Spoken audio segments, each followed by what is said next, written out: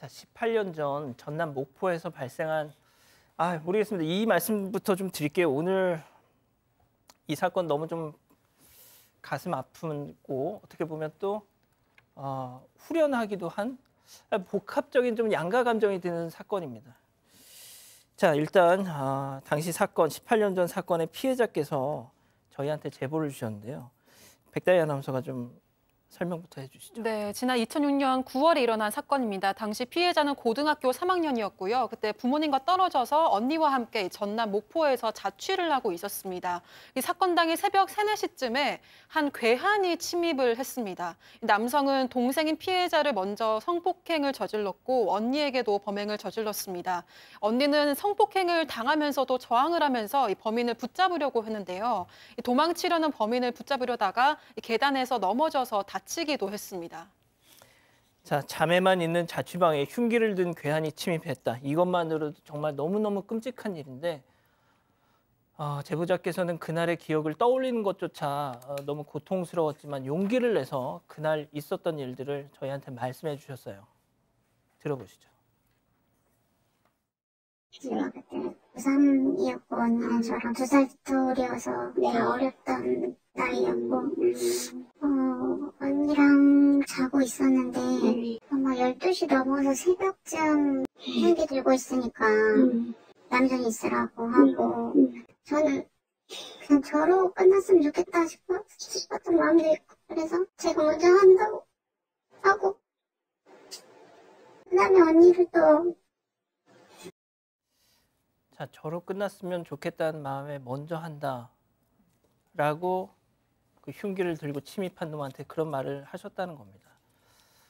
자, 그 동생이 끔찍한 일을 당하는 동안에 언니는 실신을 하셨었다 그래요. 네, 19살, 21살 어린 여학생들이었어요. 그런데 밤 새벽 3시에 괴한이 들어와서 이제 목숨을 위협하면서 이렇게 성폭행한다고 할 때 이런 얘기는 차라리 내가 먼저 죽겠다 이런 거죠. 차라리 그 시간에 언니는 도망갈 수 있으면 도망갔으면 좋겠고 이 사람이 내가 시간을 벌고 있는 동안 이 사람이 마음을 좀 바꾼다던가 이랬으면 좋겠다라는 정말 언니를 생각하는 마음인데 동생이 성폭행을 당하는 동안 결국에는 언니는 실신을 했다고 합니다. 그런데 이 정말 범죄자, 가해자 언니도 이제 또 성폭행을 하려고 결국에는 했는데 이 언니는 정신을 차리고 아주 완강하게 거절을 하고 반항을 했다고 합니다. 그러니까 동생도 거기에 힘을 합쳐서 이제 반항을 시작했어요. 언니와 함께 이제 안간힘을 다 쓰면서 반항을 하면서 이 범죄자, 가해자의 옷과 또 지갑을 싱크대로 일단은 던졌다고 합니다. 그리고 끝까지 이제 제압을 하려고 하는 동안 동생 이제 밖에 나가가지고 도움을 요청하려고 했는데 언니가 요청을 하려고 했어요. 그리고 이 남자가 도망가는 것을 결국에는 언니가 막다가 언니는 계단에서 구르기까지 했다고 합니다. 자, 저희가 앞서 제보자이면서 피해자인 분의 인터뷰 내용 중에 차마 방송에서는 소개해드릴 수가 없는 그런 부분이 있었는데 그 부분은 좀 편집을 했는데 저희 인터뷰를 전화 통화를 했던 저희 PD도 같이 이렇게 통화를 하다가 울었다고 하더라고요. 자, 박 변호사님 아무튼 직접 본인들이 잡으려고 하셨던 어떻게 보면 대단히 진짜 어처구니 없는 상황에서 용기를 내셨던 거예요. 대단한 겁니다. 이후에 경찰이 왔고요. 뭐 산부인과 가서 DNA 채취도 하고 뭐 피임 그것도 다 하고 특히 지금 들었겠지만 지갑을 가져왔습니다. 그 안에 신분증도 있었고요. 그래서 사실 검거가 바로 되지 않을까라고 생각했는데 2012년부터 전국 각 경찰서의 주요 피의자로 지명수배자 되는 그런 모습은 보였는데 바로 이겁니다. 김양민이 50살, 뭐 신장 170, 보통 세격 뭐 등등으로 적혀 있는데 사실 이거 보면서 깜짝 더 놀랐는 거예요. 심장이 내려앉는 것 같아요. 왜냐하면 직접 만났기 때문에. 검거는 안 되고 지명수배자 이 모습만 봤다고 합니다. 자, 2006년 사건이 벌어지고 6년이 지나고도 그러니까 2012년까지도 김양민이를 못 잡아서 공개 수배까지 했던 건데요. 자, 피해자는 그걸 볼 때마다 심장이 쿵 무슨 역전 터미널 이런 데 가면 저런 거 붙어 있잖아요. 자, 차라리 김양민이가 죽어가지고 영영 안 잡혔으면 좋겠다 이런 생각도 하셨답니다. 자, 그런 와중에 이런 소식이 전해졌습니다. 체크포인트 짚어보죠. 4년 남기고 어떤 경찰이 아닌 어떤 시민의 제보로 김양민이가 잡혔습니다, 팀장님. 그렇습니다. 경찰이 검거를 했지만은 시민의 중요한 제보에 의해서 검거를 했던 것인데요. 사실은 7월 17일 날 서울의 한 병원에서 검거가 됐습니다. 그런데 이 김양민은 사실 그 범행한 뒤에 경찰이 자기를 잡을까 봐서 목포에서 서울로 도주를 했습니다. 도주한 뒤에 지금 일용직을 하면서 또 잠은 고시원에서 자면서 이렇게 돌아다녔는데, 그리고 병원 갈 때는 자기 이름을 쓰지 않고 타인 명의로 썼기 때문에 사실은 추적이 안 됐던 것이죠. 그런데 공소시효 4년 앞두고 2028년 공소시효인데 김 씨는 병원에서 사실상 자기도 모르게 자기 실명을 사용했던 것이에요. 그러니까 수배전단을 통해 가지고 김 씨의 실명과 이름을 알아본 한 시민이 이 범이 맞네 해가지고 경찰에 신고를 했고 경찰에 검거를 했는데, 즉 범행 18년 만에 그리고 수배 12년 만에 경찰에 긴급 체포된 뒤에 구속이 됐다고 합니다. 자, 이 자식이 그 경찰의 추적을 피하기 위해서 얼마나 잔머리를 굴렸냐면 연고가 없는 서울로 올라왔습니다. 그리고 신분 확인을 잘 하지 않는 일용직을 전전했어요. 그리고 보통 그런 노동 현장 가면은 그냥 현금으로 일당을 주잖아요. 자, 그리고 고시원과 모텔을 전전했습니다. 아예 생활 반응을 만들지 않고 죽은 사람처럼 그렇게 수년을 지냈던 거예요. 18년 동안 그 짓을 했습니다. 자, 그런데 공소시효 4년을 앞두고 잡은 거죠. 잡은 것도 제가 좀 사연을 얘기해 드리면 법 개정이 되면서 국민건강보험법이 개정이 되면서 지난 5월부터는 병원에서는 무조건 신분증을 확인하도록 한답니다.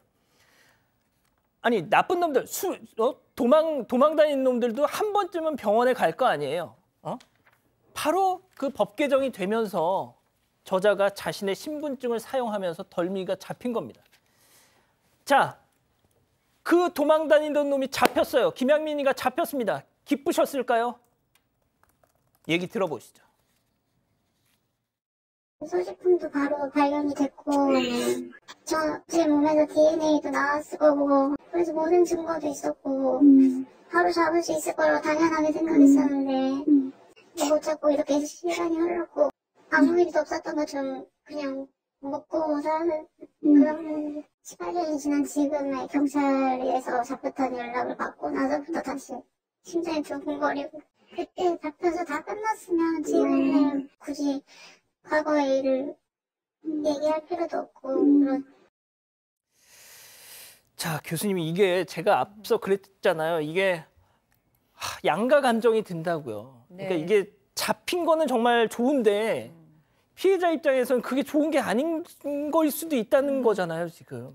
아니 이제 잡혀서 그 사람이 벌을 받는 게 장기적으로 봤을 때는 피해자에게도 위로가 되고 이제 좀 홀가분해지실 수 있는데, 그 방식에서 그 당시 2006년에는 산부인과 치료는 받고 타박산 치료를 받았지만 지금처럼 성폭행 피해자들을 위한 심리 상담이나 이런 게 없었기 때문에 정신적인 충격은 그냥 홀로 감당하신 거죠. 마치 우리가 큰 상처를 받았는데 아무도 치료해주지 않으면 그게 이제 그냥 상처 여기 이제 계속해서 껍질이 생기면서 계속해서 이제 묻어두면 그 상처가 나아가는 거잖아요. 그런데 마치 이게 어느 날 다시 와서 그 피부에 그 상처를 다시 뜯어내면서 네 아픈 곳이 이런 곳이었다라고 얘기하면 얼마나 그 마음이 아프겠습니까? 그런 식으로 이 아픔을 정말 준비할 새도 없이 다시 직면해야 되는 그 과정은 피해자에게는 정말 2번, 3번 똑같은 고통을 줄 수 있죠.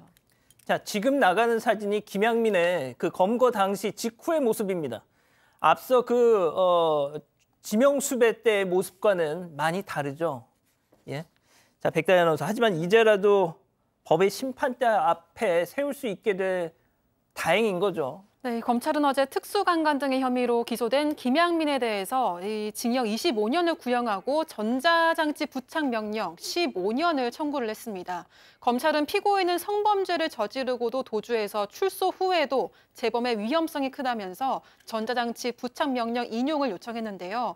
제보자 큰언니는 김양민이 재판에 넘겨지고 나서 생업도 포기를 하고 모든 재판에 다 참석을 했습니다. 이 제보자 큰언니에 따르면 김양민이 2006년 범행 전 전에도 특수강간 혐의로 실형을 살고 나왔던 전과자였다고 하고요. 또 첫 재판 때부터 이 법정에 들어설 때 이 김양민 눈빛을 잊을 수가 없다면서 사람을 구경하듯이 방청석을 다 훑어봤다고 전했습니다. 이 범죄 사실에 대해서는 증거가 너무 명확하니까 혐의는 다 인정을 했지만 최후 진술에서 가족을 통해 합의를 하려고 준비 중이다 이렇게 얘기를 했다고 합니다. 하지만 우리 가족들은 수억 원을 준데도 합의할 의사가 전혀 없다고 분통을 터뜨렸습니다. 자, 박 변호사님, 예. 제가 이 말씀을 꼭 오늘 드리고 싶었어요. 자, 그 김양민 최근 사진 좀 보여주세요. 자, 이 사진 지금 마스크 쓰고 있죠? 완전 다르네요. 예. 그 지명수배 전단에서는 얼굴을 깠잖아요. 네. 자, 그런데 잡혔을 땐 또 얼굴을 저렇게 가리고 있습니다. 자, 그리고 오늘 저희가 이 방송을 준비하면서 이자의 이름과 얼굴을 공개할 것이냐 말 것이냐를 고민했어요. 왜? 다른 매체에서는 다 김모, 얼굴 저기 블러를 쳐요. 아니 세상에 이게 뭐 하는 짓이냐고요. 이게 다 역전에 터미널에서 보라고 지명수배 탁 전단까지 만들어 놓은 거를 막상 잡으면 김모고 얼굴을 가려. 납득할 수 없습니다. 이 나라 법이 그래요 지금. 이거까지 생각하면 정말 잘못된 거잖아요. 더 나아가서 얼굴 지금 완전 달라졌어요. 근데 마스크 쓰고 안 보여주잖아요. 실제로 지금 이미 실형받은 전과가 있고 18년간 뭘 했는지 어떻게 합니까? 저는 분명히 얼굴 공개하면 또 했을 거라고 보입니다. 숨어 댕기면서. 저 얼굴을 가릴 무슨 이유가 있습니까? 그리고 지명수배하면서 다 공개했지 않습니까? 엉뚱한 사진으로 알지도 못하는. 그럼 뭐하러 지명수배를 합니까? 이름은 뭐하러 합니까? 김땡땡으로 해놓죠. 그러니까 납득할 수 없는 일이 일어나기 때문에 우리 앵커, 진행자가 상당히 하는 거고, 뭐 법도 사실은 그래서 바꿔줘야 되는 거 아닌가 보입니다.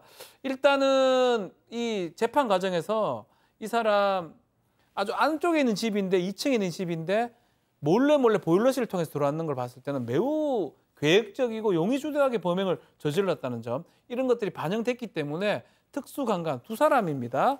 그래서 25년이 지금 구형이 됐는데, 그래서 저는 사실 강간죄가 이렇게 많이 나오지는 않을 것 같다는 생각이 듭니다. 뭐 살인이나 그런 게 아니기 때문에. 그럼에도 이제 피해자들은 정말 최대한 좀 형이 좀 많이 나왔으면 좋겠다. 그래서 합의도 안 하겠다라는 말도 한 걸로 보입니다.